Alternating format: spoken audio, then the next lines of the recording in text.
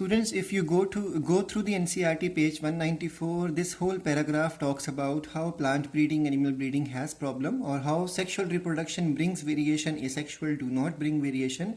But even the sexual reproduction has problem because it carries it even transfers the bad characters. So that's why genetic engineering is far more better. The technique of genetic engineering includes the creation of the rDNA. rDNA is called as the recombinant DNA, and then use of gene cloning. In the class I told you cloning means making copies. So when a copy of a particular gene of your interest, GOI stands for gene of interest, is made, it is called as gene cloning, and then it is transferred into the host organism so that it will start preparing the phenotypic expression or product which you desire for. So this problem is overcome because of the genetic engineering only introduced one gene or a set of desirable genes without introduction of the undesirable genes into the target organism.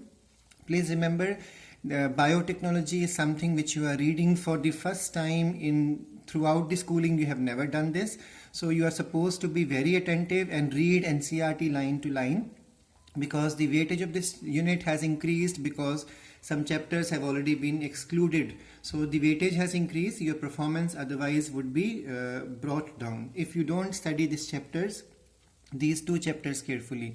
Now this whole concept also talks about that to transfer a piece of DNA into the organism, if we transfer a piece of DNA into an organism, a cell, it will definitely undergo breakdown. But if we successfully attach it to a chromosome, that means if we are able to join it with the chromosome of the host cell, then we all know chromosomes carry origin of replication. So when the origin of replication is present, this will start the initiation of replication, and therefore whenever the chromosome is going to make its copy, the alien piece of DNA, the DNA which you have introduced into the chromosome successfully, will also start making its copy.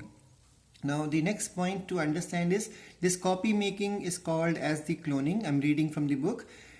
So cloning is the making multiple identical copies of any desirable template DNA. Template is the one which we read to make complementary strands.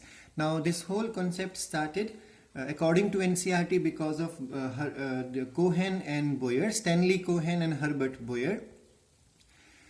The construction of the first recombinant DNA emerged from the possibility of linking a gene encoding antibiotic resistance. So what these scientists did, they took the Salmonella typhimurium. They took the Salmonella typhimurium, which causes food poisoning, its plasmid out. Now this plasmid had the antibiotic resistance gene. So what these scientists did, Stanley Cohen and Herbert Boyer, they successfully cut out the piece of DNA, and that DNA had which gene? Antibiotic resistance gene. So with the help of the molecular scissor, now what is molecular scissor? Restriction enzyme. Slowly we will understand everything why it is called restriction. So the molecular scissor, this enzyme was used to make the cut. Now we all know plasmid is circular. So if we want to make a cut into it, we need the enzyme restriction enzyme, or restriction endonuclease is the complete name. And then second thing, this gene has to be taken out from a circular plasmid. Remember, plasmid is always circular and double-stranded. So there has to be making of two cuts, because you have to take out the piece of DNA which is supposed to carry the antibiotic resistance gene. So this piece of DNA was taken out, and then after it was taken out, now what the scientists did, they even took out the plasmid of E. coli. Now E. coli, which is found in the colon of human body. So E. coli, Escherichia coli, does not carry any resistance gene for antibiotics. So they took the plasmid of the E. coli, and then they make a single cut in that plasmid. Now this plasmid has become linear. Now they attached this antibiotic resistance gene into the plasmid of E. coli. Now E. coli has become genetically modified organism, GMO, and this bacterium is now able to resist the effect of the antibiotics. I hope this concept is clear. So this is explained beautifully in NCERT. Please go through it. So it was first of all Paul Berg who did this, but NCRT talks about only Stanley Cohen and Herbert Boyer. So Paul Berg's contribution is that he introduced the SV40 viral gene, simian virus 40 viral gene, into a bacterium with the help of the lambda phase. The technique of genetic engineering includes formation of the rDNA. Now remember rDNA, this is rDNA now. The plasmid which has been modified with the attachment of an alien DNA is called as rDNA. So rDNA is formed with the help of two molecular enzymes, that is scissors and the glue.